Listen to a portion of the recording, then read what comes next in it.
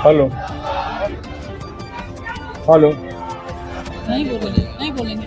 आओ उधर उनकी बाइट ले लेते हैं। भैया ये भैया ये बाइक मैं इस मौके पर आज जो समाजवादी पार्टी में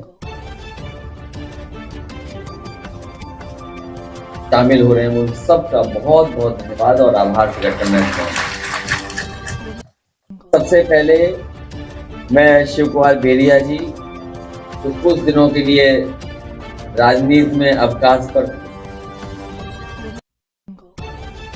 समाजवादियों से थोड़ी दूरी बना ली थी क्योंकि वो समाजवादी थे, इसलिए दोबारा समाजवादी पार्टी में आ गए। मैं उनका उनके साथ जितने भी सहयोगी साथी उनका बहुत बहुत धन्यवाद देता हूँ।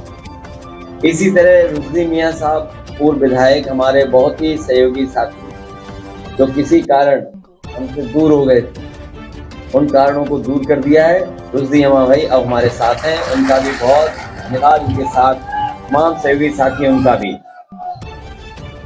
अतर खां साहब, राम मिलन भारती जी, अंकित शर्मा जी जो बहुत दूर से चल कर के आए मेरठ, और इनके साथ बहुत जिम्मेदार लोग, बहुत प्रतिष्ठित, बहुत सम्मानित लोग जो आज समाजवादी पार्टी में शामिल हो रहे हैं।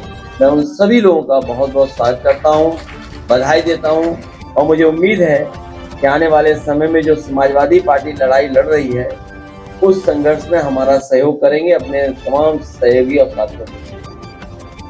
बहुजन समाज पार्टी के जो कोऑर्डिनेटर रहे, डुमरियागंज और सिद्धार्थनगर इलाके में और आसपास क्षेत्र में बहुत जिम्मेदारी से जमीन तक बहुजन लोगों की आवाज पहुंचाने का काम करते रहे, मेहनत कर करके लोगों को जोड़ा उन्होंने। मैं उनका बहुत बहुत धन्यवाद और स्वागत करता हूं। साथ ही राजा राजकुमार सिंह जी जो जिनके पिता नेताजी के साथ बहुत लंबे समय रहे और लंबे समय समाजवादी पार्टी से जुड़े रहे, किन्हीं परिस्थितियों में हम लोग साथ नहीं रख पाए उनको, जिसकी वजह से हम लोगों के दूर चले गए थे। रितेश कुमार जी आज फिर समाजवादी पार्टी में शामिल हैं। हमें उम्मीद है इस आने वाले समय में हमारा पूरा सहयोग मिलेगा। और इनके सहयोगी साथी जिनके मैं नाम नहीं पढ़ पा रहा हूँ, बड़ी संख्या में इस ऑडिटोरियम में, मैं एक एक साथी का बहुत बहुत धन्यवाद और आभार व्यक्त करता हूँ।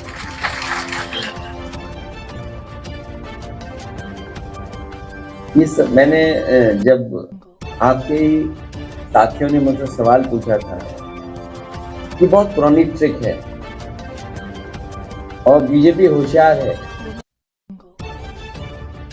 बीजेपी और बीजेपी के जो थिंक टैंक बड़ा होशियार है, कब कौन सी चाल चलनी है, कब ढाई चाल चलनी है, कब ज्यादा चलना है।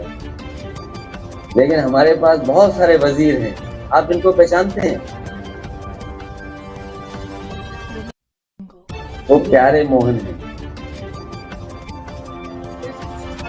इसलिए मैं कहना चाहता हूं ये सब ओल्ड ट्रिक्स है। जब समाजवादी पार्टी अपना पीढ़ी परिवार बढ़ाने में जुट गई तो इस लड़ाई को कैसे कमजोर किया जाए, कैसे ध्यान हटाया जाए, कैसे डिस्ट्रैक्ट किया जाए, उसका वो रास्ता अपना रहे हैं। लेकिन आपको दूसरा पहलू देखना चाहिए कि भारतीय जनता पार्टी के अपने ही लोग जिन्हें टिकट दी कोई ना कोई बहाना ढूंढ रहे हैं, कोई ना कोई तरीका बता रहे हैं या कोशिश कर रहे हैं कि उन्हें टिकट ना मिल जाए। इससे ज्यादा कमजोर भारतीय जनता पार्टी कब रही होगी जब उनके ही लोग पार्टी या टिकट को छोड़ करके जा रहे हैं। और फिर भारतीय जनता पार्टी को याद रखना चाहिए कि सिर्फ पेपर लीक्स थे, सिर्फ पेपर लीक से ही भाजपा के लगभग 2.25 लाख वोट लीक हो चुके हैं। इसकी भरपाई कहां से होगी? कितने वोट लीक कर गए उनके? 2.25 लाख। और भारतीय जनता पार्टी को कम से कम जनता का ये जवाब देना चाहिए कि अगर हम आंकड़े ठीक तरीके से जनता को समझा ले जाएंगे तो जनता के सामने क्या जवाब होगा भारतीय जनता पार्टी का पास? 1 लाख किसान आत्महत्या कर चुका है जब से भारतीय जनता पार्टी सरकार में आई है। 1 लाख किसान आंदोलन के तहत जिनकी जान गई वो भी हजारों हैं। ये वो लोग हैं जो 3 काले कानून लाए थे। कितने किसान शहीद हो गए, और आज भी किसान आंदोलन कर रहा है और एमएसपी मांग रहा है। क्या एमएसपी देने का इनके पास कोई रास्ता है? और रास्ता भी कैसे बनेगा जब उधार पैसा बढ़ गया हो, देश के ऊपर कर्ज बढ़ गया हो, जिस सरकार ने नोटबंदी की हो और उसके बाद कर्ज बढ़ा हो, और फिर 15 लाख करोड़ से ज्यादा किसान का कर्ज माफ नहीं किया, बड़े बड़े उद्योगपतियों का कर्ज माफ किया। और हो सकता है जिन किसानों का कर्ज माफ होना चाहिए नहीं किया, या हम दूसरे तरीके से देखें, वो कभी जांच का विषय भी हो सकता है कि जिन उद्योगपतियों का कर्ज माफ हुआ है, क्या उन्होंने इलेक्टोरल बॉन्ड्स तो नहीं दिए थे भारतीय जनता पार्टी?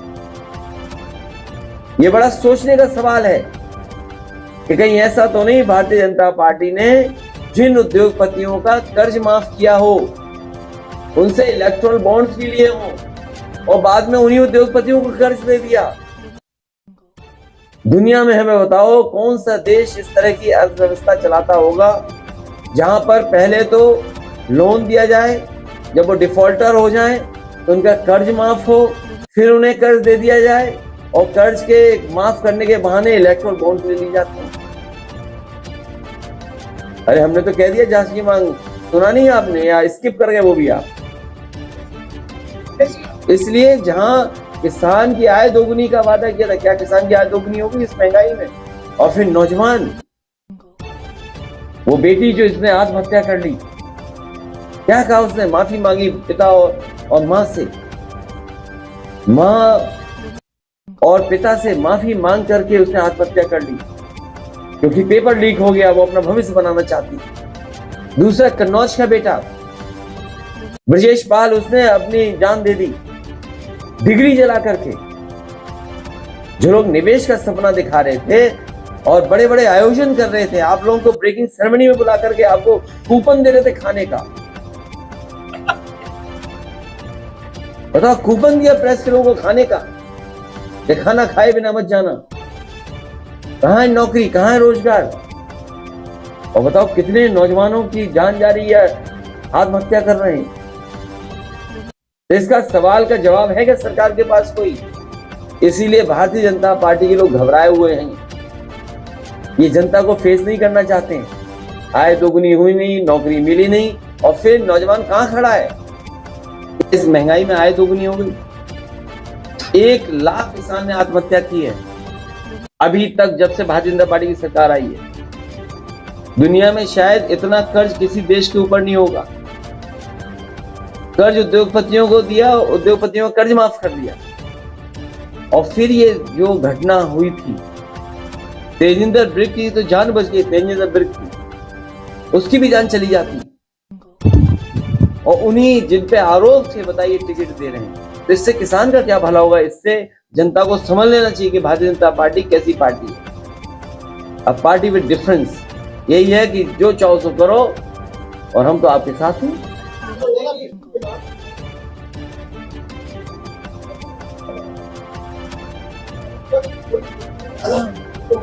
इसमें प्रधानमंत्री जी का क्षेत्र और मुख्यमंत्री क्षेत्र से क्या लेना देना है? जो पॉलिसी है, दिल्ली और लखनऊ मिलकर के मदद करते हैं। तो जो लोग ये दावा करते हैं डबल इंजन की सरकार का, तो किसानों की डबल मदद करें। अगर प्रधानमंत्री और मुख्यमंत्री तो डबल मदद करें, दोनों मिलकर के मदद करें। एक अभियान चला है, अभियान है, उसमें आप क्या? तुम क्या सीबीआई के चक्कर में पड़े हो? हैं? नहीं, हमारा कोई मुद्दा नहीं है, हम बहुत दिनों से हैं, और भगवान ऐसी कृपा करे इनके मालिक की भी सीबीआई जांच हो।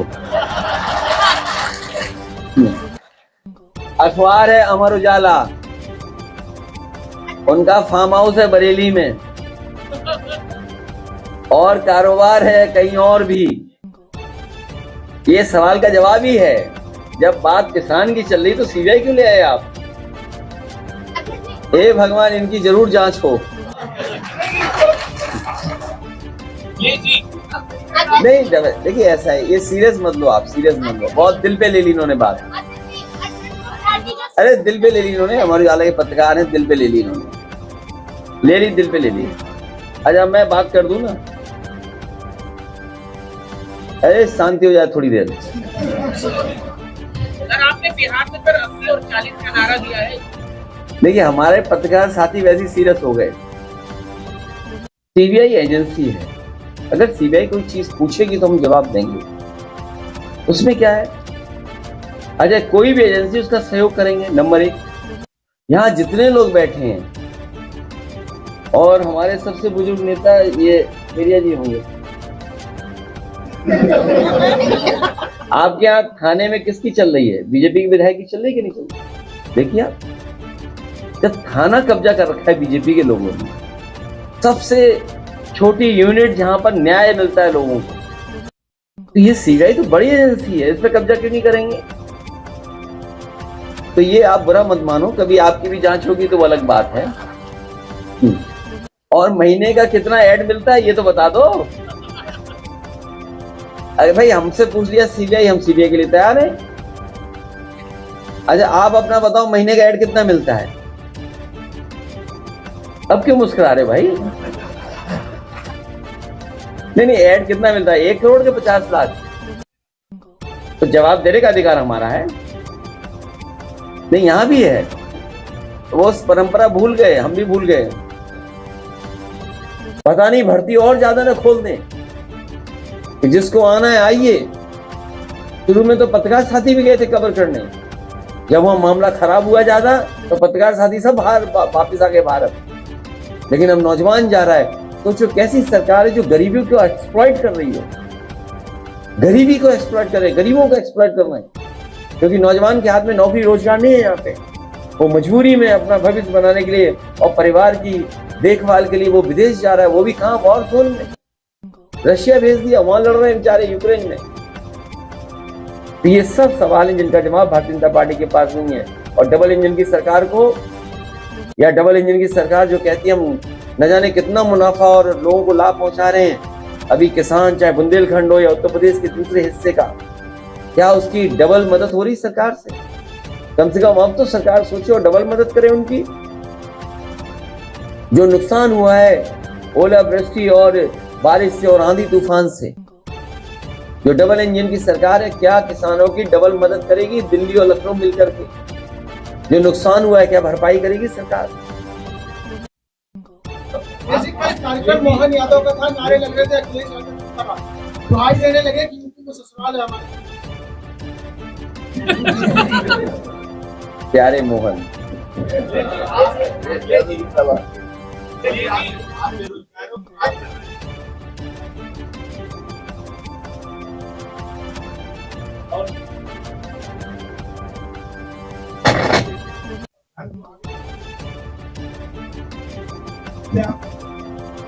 जो इन सवालों का जवाब आज नहीं दे रहा है, उससे बड़ा कोई अधर्मी नहीं हो सकता।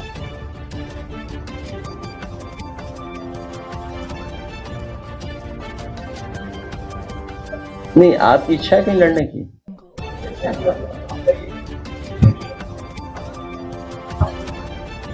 बहुत जल्दी तय हो जाएगा सब। अब बीजेपी की सूची देखिए आप, क्या सूची है वो, जो सब हारने वाले हैं। यादव है हमको ढूंढ रहा है।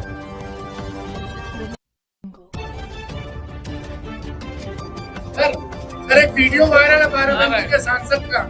नहीं, जो बात आप कह रहे हो सर, वो बाराबंकी के मौसम बदल गया सर। और ये वीडियो वायरल हो रहा है, बाराबंकी के सांसद का वीडियो वायरल हो रहा है। क्या है? मैं सुना नहीं। बाराबंकी के सांसद का वीडियो किस पार्टी के हैं? किस पार्टी के? मैंने देखा नहीं ना, मुझे जानकारी इस बारे में नहीं, मेरी जानकारी में नहीं, नहीं मेरी जानकारी में नहीं है। नहीं दोबारा लगे किसानों की। तो आप बीजेपी से क्या उम्मीद करोगे भाई? बीजेपी क्या कहती, किसानों की आय दोगुनी। ये अमर उजाला अखबार है, क्या करें बेचारे, मजबूरी है, नौकरी कर रहे हैं आप। पटना में थे सर, आपने 80 और 40 का नारा दिया। पटना में थे और इंडिया गठबंधन, लेकिन खबर मत काटना, हमारी चलाते रहना खबर। इंडिया गठबंधन की रैली में थे तो रैली क्या चुनाव में रैलियां होंगी और कोशिश करेंगे जो गठबंधन के वरिष्ठ नेता हैं, उनको जगह जगह उनके साथ रैलियों में हम लोग शामिल हों और 80-40 ही भविष्य तय करेगा। 40 बिहार, 80 यूपी। इसीलिए हम समाजवादी लोग अपना पीडीएफ परिवार बढ़ा रहे हैं।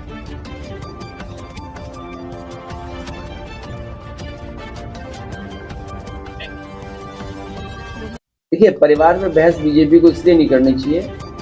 बीजेपी संकल्प ले कि किसी भी परिवार वाले को टिकट नहीं देगी और किसी भी परिवार वाले से वो वोट नहीं मांगेगी।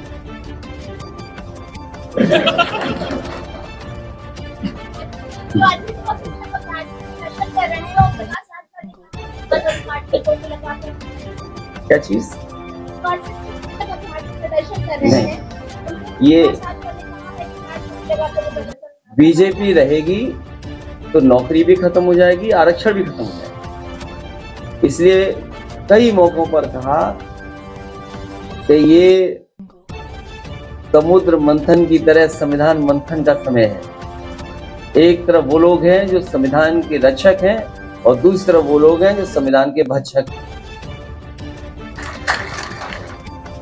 जो अधिकार हैं वो छीने जा रहे हैं।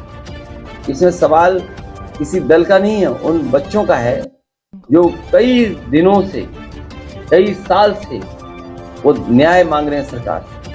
हम उन बच्चों को भरोसा दिलाते हैं, जब कभी भी समाजवादियों को जनता ताकत देगी उनको न्याय देंगे और जो हक और सम्मान उन्हें मिलना चाहिए संविधान के तहत, उसके लिए लड़ाई समाजवादी पार्टी लड़ेगी।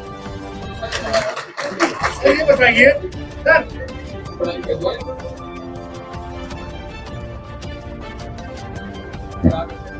नहीं, वो आपको स्टेट ऑफिसर क्या पता करना चाहिए गाड़ियां कितनी तैयार हो गई हैं, तो उससे आपको पता लग जाएगा मंत्री कितने बनने जा रहे हैं। राजभर जी ने बोला है कि जो लड़के धरना दे रहे हैं दलित तो पिछड़े लाभ खाने लायक है। क्या राजभर जी ने बोला है दलित तो पिछड़े लड़के जो कर रहे हैं लाभ खाने लायक। वो खुद जाके वहाँ क्या खा रहे हैं? ये ठीक कह रहे हैं आप, वो क्या खा रहे हैं? अब तो पता ही लग गया होगा लोगों को क्या खा रहे हैं।